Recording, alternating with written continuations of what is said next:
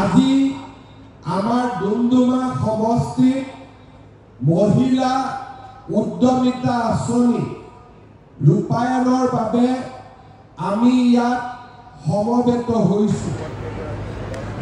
আত্মসহায়ক গোটৰ সদস্য শ্ৰীমতী ৰেশ্মিতা দত্ত, আত্মসহায়ক গোটৰ সদস্য শ্ৰীমতী মুনমুন দত্ত।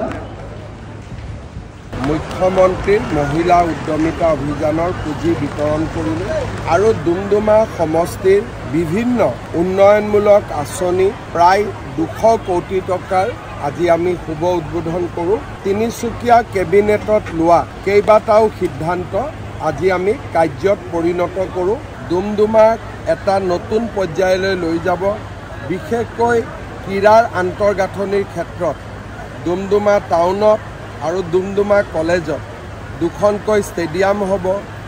অল এটি ৰোডটো যথেষ্ট ধুনীয়া হ'ব আৰু আমাৰ ডুমডুমা টাউন আৰু গাঁৱৰ কেইবাটাও বান প্ৰতিৰোধ আঁচনি আৰম্ভ হ'ব।